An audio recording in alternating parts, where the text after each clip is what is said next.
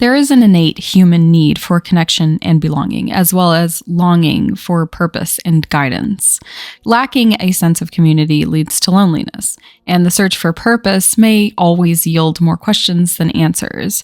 But the search is exactly what is necessary to feel fulfilled in life. We were likely never meant to have the answers to certain questions. I think it's part of humanity to be constantly searching and yearning for the parts of you that can create a whole, which seems sort of bleak, but it's almost like that need is the answer to the question, why am I here? Religion to me is just one facet of a means to an end. That's why its features change from one period of time to another. Unfortunately, its existence, like the existence of anything really, is susceptible to corruption. This is particularly true of religion because it's 100% left up to interpretation, like media and movies are. Like the movie we're going to talk about today, Heretic, starring Hugh Grant by the studio A24 and directed by Brian Woods and Scott Peck. So today I want to explore my interpretation of Heretic and all that it says to us as audience members. After, you can tell me what you thought about the movie's messages in the comments. I have a feeling that this movie is going to have an incredible range of interpretations, and because of that, I've purposefully not viewed any reviews to make my own unadulterated perspective known. I'm going to explain the movie, and then I'm going to tie it all together at the end for you, and then we could talk about it. By the way, don't forget to like and subscribe. Here we go. The movie's title, Heretic, already implies a historically negative connotation, but it's arguable for whom the label of heretic actually applies to within the context of the movie. Our two protagonists, Sister Barnes and Sister Paxton, are Mormons who are proselytizing to people around their city about their church, attempting to obviously convert people that they talk to. You can see the girls have trouble reconciling their beliefs and the modern-day world around them. Sister Paxton is teased by some girls on the street about her quote-unquote magic underwear, which is actually a pretty sad moment. It's strange how something meant to create a sense of togetherness can make you feel like such an outsider. The girls end up at Mr. Reed's place, an unassuming older gentleman who looks harmless enough.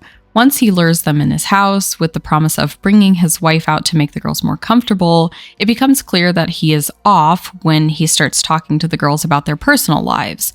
More specifically, when he asks Sister Barnes about her father's death. He waxes philosophical about the doctrine of the Mormon Church and questions some of its beliefs, such as polygamy. Once he leaves, they get the sense that they need to get out of there, but they can't. The building is encased in metal and their phones aren't getting any service. Furthermore, the front door is impossibly locked. Trapped, they make their way through the house instead, only to end up in a room with a pulpit. Mr. Reed continues to awkwardly question them about their faith. He makes the point that there are many different iterations of Christianity. Throughout time, we've seen Christianity morph and change.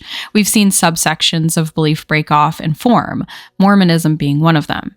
Mr. Reed says that he has found the true God, though, after searching for so long, and he can show them that God. Meanwhile, the girls scheme and plot in their heads. Sister Barnes believes that Mr. Reed wants an intellectual challenge, and Sister Paxton is just trying to tell him what he wants to hear in order to leave safely. There are two doors in the room. One is belief, and one is labeled disbelief. This is a test for the girls. It's a test of their belief system, how far that they will go in order to appease, in order to obey, in order to live. The girls end up going in the door marked belief after some persuasion from Barnes toward Paxton. The door leads to a basement, and both doors really lead to the same place.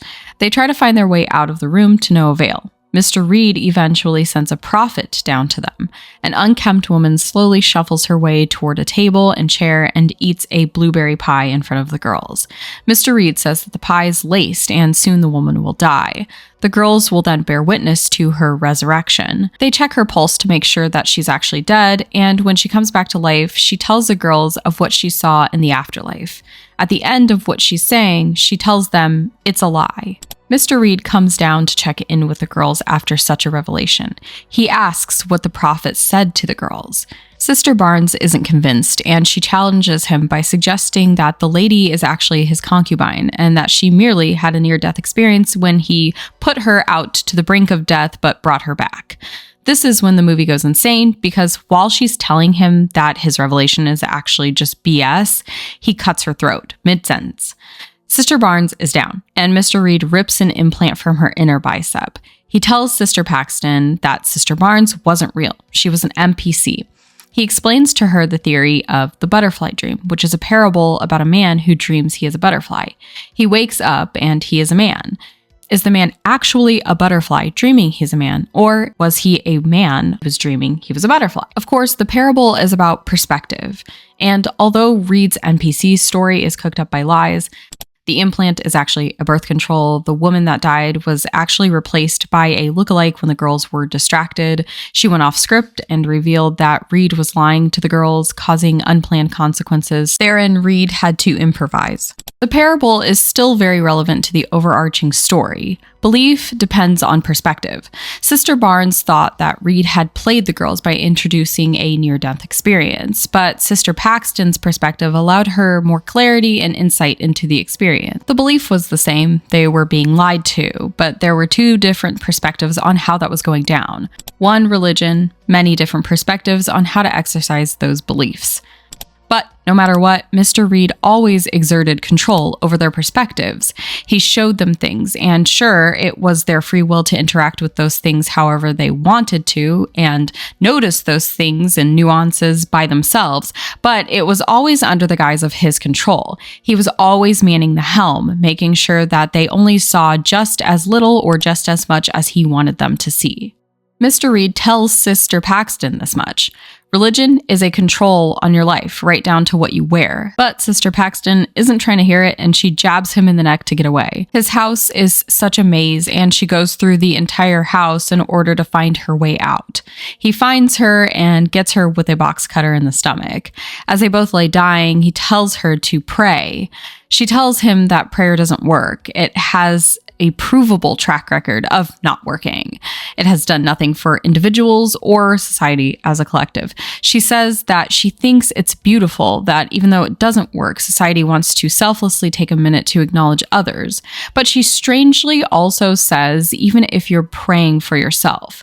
I sort of see this as her way of saying that humanity can recognize its humility and relinquish itself to something bigger to help itself out. Meanwhile, Sister Barnes is resurrected. She's not, but she has enough strength to get Reed before he finishes off Sister Paxton, allowing Paxton to escape. Sister Paxton sees a butterfly outside. Previously, she said that she wants to come back in another life and land on her family on their hands, specifically as a butterfly. So we revisit the moment with fresh eyes, wondering if Barnes came back as a butterfly maybe. The metamorphosis of a butterfly is symbolic in nature for Sister Paxton, I believe. It seems like her perspective may have changed. To be honest, it's not fully clear if she truly believes in God at first. She is much more hesitant than Barnes to go through the door marked belief. She seems to question things and be open to answers. She's both steadfast in her belief and humbled by the knowledge that religion is really complicated. Belief is really complicated, actually. Sure, praying doesn't work, but she still does it. Out of obligation, out of a sincere need to just say her wishes out loud, out of a sincere concern for humanity? I'm not really sure. Praying oftentimes can feel frustrating because it's in inaction, but I don't know if Sister Paxton sees that this way. She doesn't make any other statements about what she believes, actually. After the reveal that Mr. Reed has been controlling the narrative the entire time, we don't really hear her perspective. So we don't quite understand how this has deeply affected her mentally, at least verbally. These are also symbolic representations of her emotions, the butterfly, the escape, things like that. The movie is so open-ended in its messaging, and I can't help but feel that that was intentional. Just like the Bible and the Word of God are so open to encompass the movie and its feeling, people are using religion as a means of widespread societal control. The people who follow them are using it to feel more connected to their world and to the people around them.